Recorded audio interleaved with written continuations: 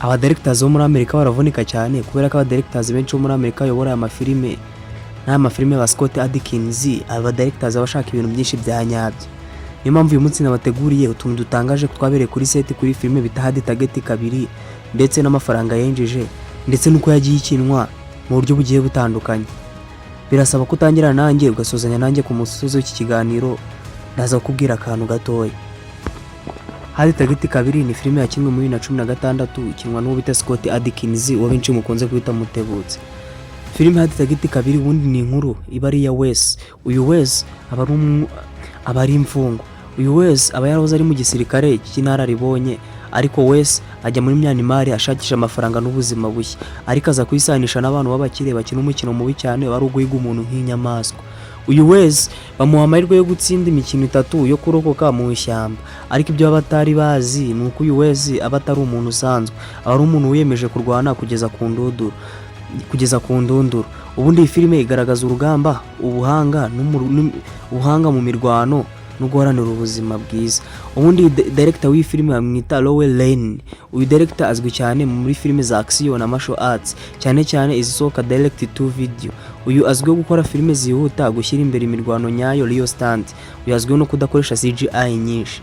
Ubundi abakinnyi nyamukuru mu filime harimo bita Scott Adkins wakinnye mu filime yitwa nka Wes Spire, hakaba bita Robert Nepa wakinnye yitwa nka Aldrich.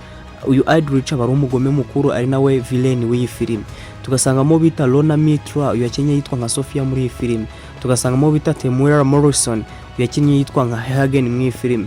Nubwo filime ya mbere Itangaje igice cya mbere kimwe mu 1993, iki gice cya mbere cyakinwe na Jean-Claude Van Damme, ariko Itangaje kabiri ntabwo uyu Jean-Claude Van Damme yakinyemo, ahubwo ni Scott Adkins wayikinnye.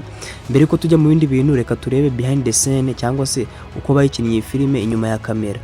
Iyi filime Scott Adkins yakoze hafi stunt zose ubwe, dore ko nta stand doubles nyinshi bakoresheje.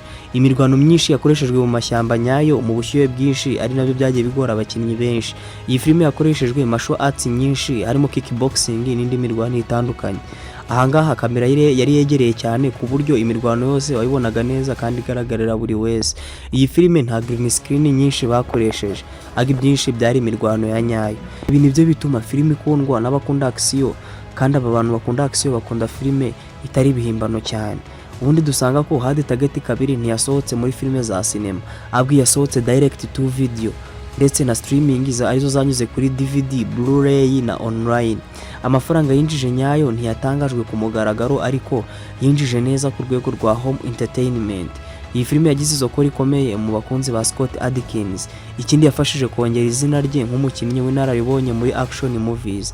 Ese niki cyatumye iyi filime Itangaje kabiri ikundwa? Ikintu cya mbere nuko iyi filime nta action ikabije irimo cyangwa se nta CGI nyinshi bakoresheje. Ikindi umukinnyi mukuru afite skills nyayo ari we Scott Adkins, dore ko mu gihe cyo gushutinga iyi filime Scott Adkins byamufasha ukwezi kose ari kwigira imirwanire, dore ko imirwanire yose ubona mu filime Scott Adkins wayiteguye. Ubundi ikindi kintu gituma iyi filime ikundwa ni inkuru yoroshye ariko irimo tension. Ikindi iyi filime ihuza Itangaje ya kera n'igihe gishyashya cy'ubu ngubu. Itangaje kabiri iyi ni filime ikuye abakunda action ikomeye, abakunda martial arts n'akurikirana Scott Adkins. Nubwo itigeze iba mu masinema, iyi ni filime ikomeye mu rwego rwa action rwa direct to video. Niba video yagushimishije dukande kuri subscribe, tubwire muri comment n'indi filime twazagukoreraho. Murakoze.